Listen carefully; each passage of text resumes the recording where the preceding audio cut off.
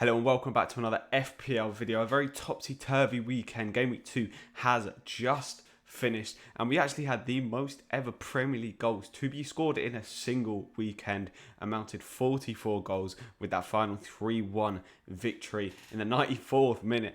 Jesus breaks the record. If you're new around here, I know that 90% of you watching this won't actually be subscribed. I'm really pushing for that 100 subscriber mark. It would mean a lot to me if you don't mind hitting that button. And without further ado, let's get straight into it. So the results for this game week are in. And this weekend, we had a lot of upsets. We had a lot of interesting results. More so than last weekend. Last weekend, a lot of the results were kind of a little bit more expected. But this weekend, we had a lot going for it. Now, we started off with 5-2. I personally do not own any Everton players, so you can have a think about how my team's going to do in the end of this one. But I don't own any Everton players. To start with watching this game, I was watching it thinking, okay, West Brom, first goal, nice. Everton clean sheet, wiped off. And then Calvert-Lewin, Richarlison with a triple assist. Calvert-Lewin with a hat-trick. I mean, it just wasn't a great start. But then we come to the Leeds Fulham 4-3, one of the games of the weekend, and there were plenty good games. And we had Mitrovic picking up a brace which, you know, it was out of nothing, but he's just going to keep doing that all season. He's going to bag goals. But Leeds managed to get 4. They actually went 4-1 up. Click come in with a couple of goals. Costa, Bamford being a very good option. Well, for this week, I'll come on to Bamford later. Then we had one of the biggest upsets of the weekend. Manchester United played Crystal Palace. I mean, I absolutely love this game. I can't lie. I'm actually a Palace fan, so this game was an absolute delight to watch. VAR, I mean, you know, you can say what you say. If that's what the handball is going to be, it's going to be. Obviously, we were on the good side of it this weekend, but Manchester United got a bit of bad luck there. But overall, I don't think a Manchester United fan could actually say that they deserved to win that game. 3-1 to Palace. Well deserved, obviously. I'm going to say that. That's my opinion. But yeah, then we had Arsenal-West Ham. Arsenal 2 at West Ham 1. Arsenal actually struggled for quite a lot of periods in this game. Aubameyang didn't really pull through. I mean, he got an assist. When an assist is an assist, it's nice enough. And everyone's saying West Ham look in trouble. After watching this game, I think West Ham look fine. Antonio with something like an XG of 1.7. Something ridiculous like that. Antonio, potentially a very good option going forward.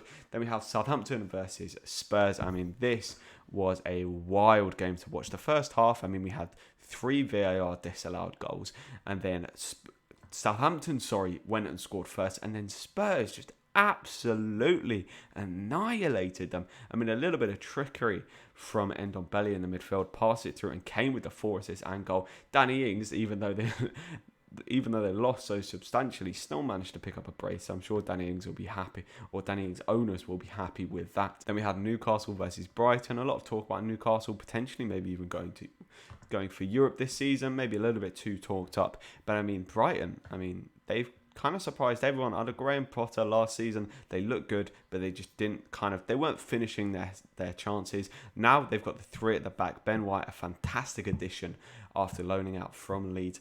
And Mupai, I mean, if he keeps fit and he's not injured, looks like he could be a very, very good player this season.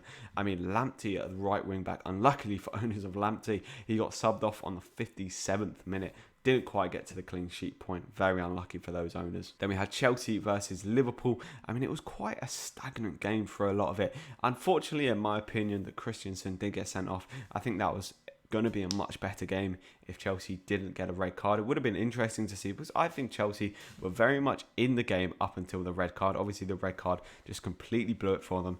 Liverpool go 2-0 up, and Jorginho, what are you doing?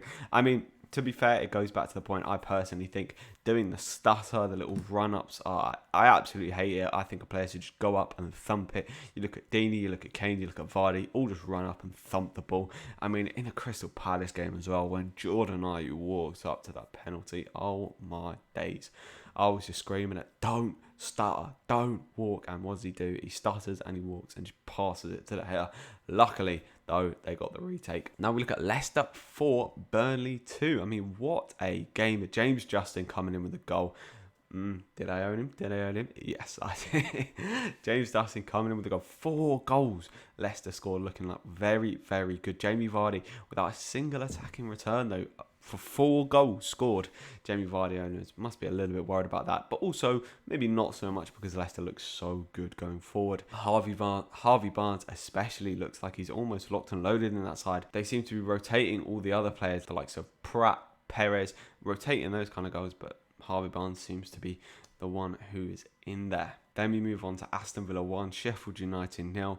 Egan getting sent off in the 12th minute. Was it a red card? Maybe a little bit harsh. Ollie Watkins was also pulling it against Egan, but very understandably given. And if I was an Aston Villa fan, I would definitely be calling for it. And a Sheffield United fan, maybe a little bit hard done by, but at the end of the day, you know, he was going to go through on goal, so probably should be a red card. Then we go to Wolves versus Manchester City. Now, Manchester City came out the gates firing. They wanted blood in that first half. They came out absolutely surging. Kevin De Bruyne doing Kevin De Bruyne things. I mean, after watching that, I'm straight on Kevin De Bruyne. He just, in my opinion, best player in the league, and he completely showed that. Just pure class throughout the whole game. Sterling looked okay. Could have maybe buried a couple of chances. Foden for 6.5 mil looks like a very, very good option. But Wolves, I think Wolves actually have one of the best defences in the league. They were very resilient, and also Jimenez popped up with a goal, and they almost went and clinched a comeback at the end, but couldn't quite get it. And Pep Guardiola will be very pleased with that result in terms of them pushing for the title. So we move on to how that affected my team. Now, first we're going to look at the defence. I mean, McCarthy in goal, 0 points. I wasn't really expecting much. I was maybe expecting a couple of save points here and there, or at least a 1 point for playing, but no, they conceded 5 goals, so he picked up the -2 points. Then we move to the other players. Trent picking up a nice clean sheet along with a bonus point. I still think Trent is a really, really good option, and he'll get them assists, he'll get them goals soon enough. He was still on free kicks actually, so you know, at any point could he go and bang one of those in and have an insane weekend. Then we come on to the 2 Sheffield United defenders. John Egan, what are you doing? I went in to that night with 67 points, and I was close to some of my rivals as well, so I was thinking, you know, at least if these two play, I get 4 points, I close a bit of a gap. If they get a clean sheet, that's absolutely wonderful. Then what happens? 12th minute, I'm walking home, notification, John Egan has been sent off. Brilliant. Straight away, get a -2, and then get home and watching the game. Basham through on goal, gets taken down. I'm like, okay, penalty. We got a nice little assist here. What happens? Lundstrom goes and missed the penalty. So I missed out on 3 points for an assist from Basham. And then Aston Villa go and score. So all in all, just an absolutely horrible game.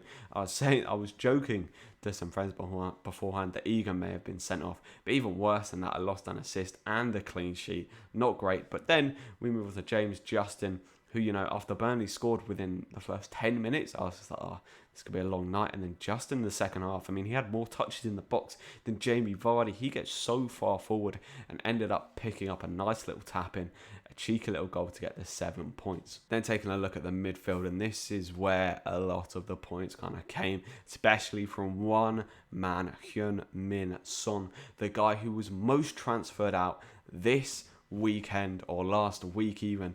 Probably the most transferred in player for Son was Bruno Fernandes, who went and got 2 points. Son picking up the 24, scoring 4 goals, and he only got 2 bonus points. I mean, that has never happened. Well, Son is the second player to get 4 goals in a Premier League match after Antonio. So I can say for a fact that Antonio got all 3 bonus points in that game. And Son, after scoring 4, didn't manage to get all 3. That's because Harry Kane picked up 4 assists and a goal. Then the other 2 big money midfielders, Salah and Aubameyang. I mean, Salah looked okay in the game. He looked like he had a couple of opportunities that he could have put away. But overall, I'm not too disappointed. I'm mainly looking at Salah for home form. That is where he gets most of his points, and he's very, very good captaincy option in those home games. Aubameyang, a little disappointed, only picked up the assist, but hey ho, he was my captain. He got an attack in return. I can't really hope for much more than that. Then we move on to the forwards, and you know, if you're looking at this team sheet, you're thinking Wilson,